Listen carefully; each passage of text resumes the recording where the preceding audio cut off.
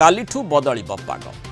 जो भली पागर मिजाज वर्तमान रही प्राय उपकूल अंचल एबे भिजुची सबु जगार पूरा उणाधिके वर्षार मात्रा देखा मिलूँ किंतु अपेक्षा रही जो भली कहुला जे 22 तारीख पर पाग बदलिब शीतर मात्रा बढ़िब से ढंगरे आज पाणीपाग विभाग केन्द्र पक्षरु एभली सूचना दि जाइछि।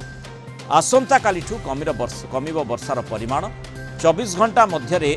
वर्षा कमिबा सह शीत बढ़िबार संभावना रही तेणु आज और काली कोहला पाग टिके रहिबो किछि स्थान में कुहुड़ीर संभावना रही जेहेतु आर्द्रता रही काली दक्षिण उपकूल जिलार किछि अंचल रे हल्का वर्षा भी होई पारे तेज आसंता 2 दिन पर किछि स्थान में 2 ରୁ 4 डिग्री सेल्सियस तापमात्रा कमिबो एने आंचलिक पाणीपाग विज्ञान केन्द्र पक्षरु सूचना दि जाइछि। गत 24 घंटे नयागढ़ जिले में सर्वाधिक 108 मिलीमीटर वर्षा रेकर्ड करा जो भली भाव में लघुचाप क्षेत्र जो यही वर्षा आम देखुचे और लघुचाप क्षेत्र सुदृश्य लघुचाप क्षेत्र और अवपात परिवर्तित होगा पर तार प्राबल्य माने वर्षार प्राबल्य तार मात्रा यथेष्ट बढ़ी कारण ये जो वर्तमान जो सिस्टम टी रही दक्षिण बंगोपसागर जदिव सृष्टि होता और तार प्रभाव में दक्षिण भारत में अनेक उपकूलवर्ती अंचल रे आमे वर्षार मात्रा देखिले धीरे धीरे जितेबाला यह आग को अग्रसर होबले ओडिशार उपकूल अंचल और परवर्ती समय पश्चिमबंग उपकूलवर्ती अंचल को यह प्रभावित करिवार आशंका रही।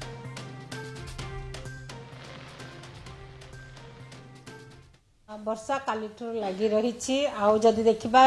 गत 24 घंटे वर्षा अनेक स्थान में वर्षा रेकर्ड करा जायछि हल्का मध्यम धरण वर्षा ता सहित कांभा जगार हेवी रेनफॉल भी प्रबल वर्षा भी रेकर्ड करा जायछि सबुठु हाईएस्ट रेनफॉल रेकर्ड करा जायछि 108.4 मिलीमीटर नयागढ़ जिले में ता सहित आउ 6 जगार मध्य हेवी रेनफॉल रेकर्ड करा जायछि आउ आगामी 24 घंटा पर्यंत रेनफॉल रहिबो हमर कोस्टल डिस्ट्रिक्ट गुड़िक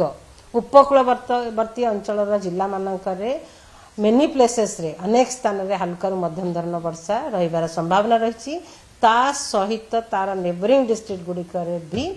स्कैटर्ड प्लेसेस रे वर्षा हल्का मध्यम धरण रहिबो। इंटीरियर ओडिशा रे मोस्टली वर्षा आज कमी जीवो काली ठारू वर्षार परिमाण बहुत मात्रा रे कमिबार संभावना रही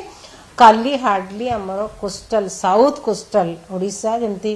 तापरे मालकानगिरी कोरापुट रायगढ़ इवन गंजाम गजपति जिले में हल्का वर्षा होबार संभावना रही किंतु आगामी 48 घंटा पर्यंत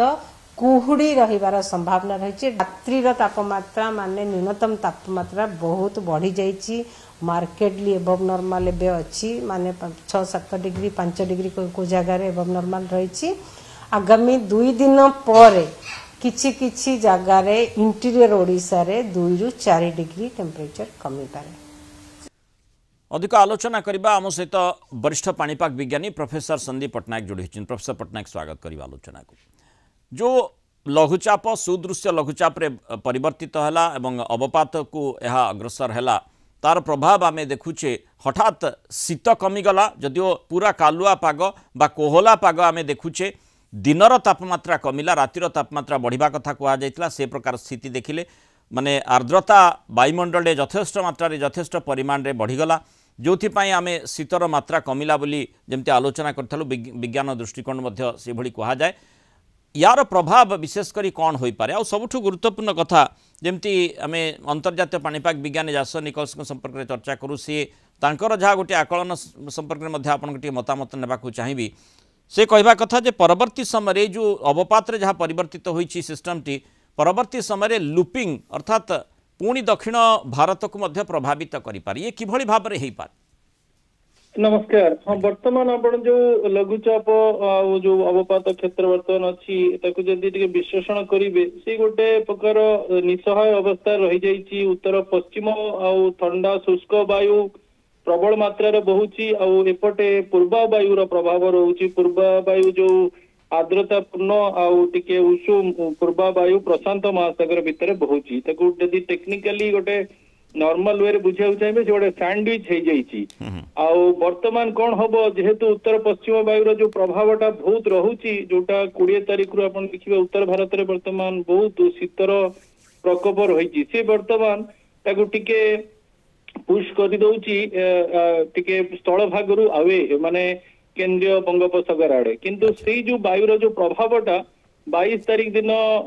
सरी जीव जोटा काली तेणु तापरे पूर्वा वायु प्रभाव ताकू पुणी आमको स्थल भाग आड़ को आणुची तेणु से पुणी तमिलनाडु आंध्र उपकूलवर्ती अंचल को आसुची तेणु आमर जो उपकूलवर्ती अंचल रहुचंदी सी संपूर्ण बादल विहीन हेबेनी कि संपूर्ण वर्षा जदियो जो मात्राटा आपण देखिले 20-21 से मात्रार वर्षा न होई पारे किंतु काली भी बादल रहिबो किंतु किछि मत लागु अपराह्न समय रे टिके खरा माने बादल विहीन आकाश रही पारे पुणी 23 रे भी सेमती रहुची तेणु ओवरऑल से जो लुपिंग पैटर्न कहउचंदी से खाली एपट सेपट होउची आउ ए जो दीटा मेजर वायु ताकू कंट्रोल करूचंदी निजर शक्ति नाही लागुची 24-25 सुधा से तमिलनाडु आंध्र उपकूलवर्ती अंचल तार जो जीवन चक्र 15 रु आरंभ होइतला मत लगुच 24 तारीख सुधा सरी जीवार यथेष्ट संभावना रहुची माने जो संघर्ष कथा बा जो टग ऑफ वार जेमती आमे देखि थाउ माने टणा टणी होई थांते एठी ठेला ठेली भरी परिस्थिति अर्थात सेपटे उत्तर पश्चिमा वायु एपटे पूर्वा वायु उभयंकर जो सम्मिश्रण बा जोटी संघर्ष आमे देखुचे तारी प्रभाव रे वर्तमान ए प्रकार असमंजस्य स्थिति उत्पन्न हिची आज्ञा आज्ञा ये केवल ओडिशा नुहे ये आंध्र कोस्ट को भी आंध्र उपकूलवर्ती अंचल तमिलनाडु उपकूलवर्ती कारण कौन हो कि निजे पूरा डेभलप करि पारुनी स्थल भाग रे 15 तारीख रु पसी जीवा कथा से पसी पारुनी तेणु ना से ऊपर को उठी पारुची कारण उत्तर पश्चिम वायु ताको तळु को ठेलुची किंतु जो पूर्वा वायु ताको पुणी ऊपर ठेलुची तने सी गोटे खाली सेही जगह रे रखुची दक्षिण पश्चिम बंगोपसागर केंद्रीय बंगोपसागर निज बादल को निज पाखे रखी पारुनी कारण शक्ति भी नाही संगठन हबार तेणु से प्रकार परिस्थिति रे गोटे बहुत समय पर्यंत जदियो तार जो आउटर बाह्य बल गुड़ा आमर बाजुची किंतु बाह्य बल तार प्रकृति है जदियो से एका थरक बेसी वर्षा दबनी किंतु बहुत समय पाई रहिबो गोटे बड़ एरिया रहिबो आ से झिपी वर्षा कोहला पाग मेघाच्छन्न आकाश एई भलिया कंडीशन रखिबो तेणु कालीठू टिके प्रभाव कमिबो किंतु संपूर्ण प्रभाव कमिबोनी काली भी लगुची से उपकूलवर्ती अंचल रे टिके हल्का वर्षा बादल कंडीशन रहिबो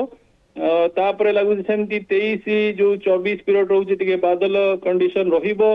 तापरे गोटे मेजर सिस्टम आसुची पश्चिमा झड़ 27 रु 29 सी भी गोटे बादल कंडीशन ओडिसा रे सृष्टि करि पारे तेणु एई सब कंडीशन ऑफ एंड ऑन न लागुची नेक्स्ट जो 8-9 दिन 10 दिन आसुची 30 तारीख सुधा ये प्रभाव कमिबो किंतु आपण जेमती कहिले जे 22 तारीख पर शीतर प्रभाव बढ़िबो कारण उत्तर पश्चिम वायु बहुत सक्रिय अच्छी केवल ये जो लघुचाप क्षेत्र पूर्वा वायु द्वारा आमे ताधुरु किछिटा माने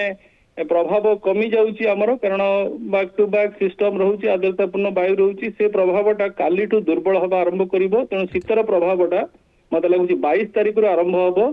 आ ये जो ऑफ एंड ऑन बादल कंडीशन अच्छी से 30 तारीख सुधा सरीबो 30 तारीख पर नुआ वर्ष बेलू मत लगुच भल शीत कंडीशन ओडिशा रे रहिबार यथेष्ट संभावना कहउतिले जे 27 रु 29 पश्चिमा झड़र प्रभाव पश्चिमा झड़ जोगु किछि बादल मध्य होई पारे वर्षा मध्य से प्रकार संभावना कथा मध्य कहा जाई पारे सेथि पई शीत ଉପରେ कोनसी प्रभाव पड़िबो कि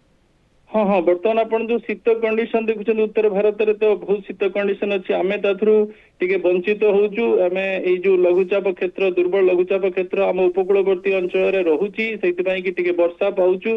से जो शीत कंडीशन टा जेहेतु आर 21 तारीख पर तार शक्ति रे बहुत खिन्न हि जीवो कारण एते संघर्ष 15 तारीख रु 7 दिन हि गलाणी तेणु से खिन्न हला पर से तमिलनाडु और आंध्र उपकूलवर्ती पाखापाखी को जीव तेणु शीतर कंडीशन टा उत्तर जिला और पश्चिम जिला मत लगुच 22 तारीख रु कालीठू रात्रि जो सर्वनिम्न तापमात्रा अच्छी धीरे धीरे खसवा आरंभ हम आ उपकूलवर्ती अंचल मत लगुच से प्रभावटा पाऊ पाऊ जदियो शीत कंडीशन रहिबो किंतु जो आमर टिके पीक कंडीशन जेमती रहउतला आगुरु जेमती 9 तारीख रु 17 तारीख पर्यंत ए पीक शीतटा मत लगुच 28-29 पर पूरा बादल विहीन आकाश हो जीवो बंगोपसागर टिके निष्क्रिय अवस्था को जीवो दक्षिण बंगोपसागर तथापि जनवरी भी एक्टिव रोचे किंतु स्थल भाग उपर प्रभाव न पकई पारे से मत लगुच 28-29 डिसेम्बर पर शीतर प्रकोपटा टिके अधिका रहिबो जोटा कि जनवरी मासरे भी रहिबार यथेष्ट संभावना रहुछि। तो बहुत बहुत धन्यवाद प्रोफेसर संदीप पट्टनायक आलोचन आम सहित रही मतामत रखि।